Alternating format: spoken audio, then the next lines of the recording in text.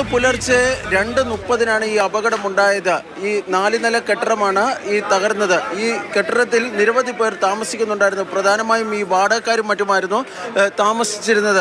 വലിയ ശബ്ദത്തോടു കൂടിയാണ് ഈ അപകടമുണ്ടായതെന്നാണ് ഈ നാട്ടുകാരും മറ്റും പറയുന്നത്. തുടർന്ന് ഈ നാട്ടുകാരും മറ്റും ഓടിക്കൂടുകയും രക്ഷാപ്രവർത്തനത്തിൽ ഏർപ്പെടുകയുമാണ് ചെയ്തത്. ആദ്യം തന്നെ 5 പേരെ ഈ സംഭവ സ്ഥലത്ത് നിന്ന് രക്ഷപ്പെടുത്താൻ വേണ്ടി കഴിഞ്ഞു എന്നാണ് ഈ നാട്ടുകാർ വ്യക്തമാക്കുന്നത്. അതിനുശേഷം ഇവിടെ ഉണ്ടായിരുന്ന അതായത് ഇതിൻ്റെ അടിയിലുണ്ടായിരുന്ന ഈ കെട്ടിടത്തിന് അടിയിലുണ്ടായിരുന്ന കുറച്ച് പേരെ കൂടി പോലീസ് രക്ഷപ്പെടുത്തിയിട്ടുണ്ട്. ഏതാണ്ട് 10 പേരെ നിലവിൽ പോലീസ് രക്ഷപ്പെടുത്തിയതായാണ് ലഭിക്കുന്ന വിവരം. പക്ഷേ ഇനിയും നിരവധി പേർ, അതായത് 8-10 പേരൊക്കെ ഈ കെട്ടിടത്തിൻ്റെ അവശിഷ്ടങ്ങൾക്കിടയിലുണ്ട് എന്നാണ് കരുതപ്പെടുന്നത്. അവരെ രക്ഷപ്പെടുത്തുന്നതിനുള്ള രക്ഷാപ്രവർത്തനമാണ് ഇപ്പോഴും പുരോഗമിക്കുന്നത്.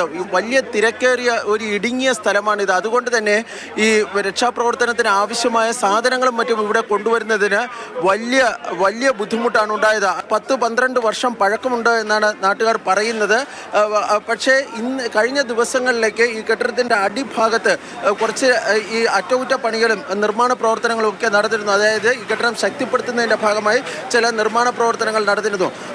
അതിൻ്റെ ഭാഗമായിട്ടാണോ ഈ അപകടം ഉണ്ടായതെന്ന കാര്യം വ്യക്തമല്ല. പക്ഷേ നമ്മൾ ഈ ദൃശ്യങ്ങളിലൊക്കെ കാണുന്നത് പോലെ തന്നെ ഇപ്പോഴും ഇവിടെ ഈ രക്ഷാപ്രവർത്തനം പുരോഗമിക്കുകയാണ്. ക്യാമറാമാൻ സ്റ്റീഫൻ മാത്യുവിനൊപ്പം ബി ബാലഗോപാൽ, മാതൃഭൂമി ന്യൂസ്.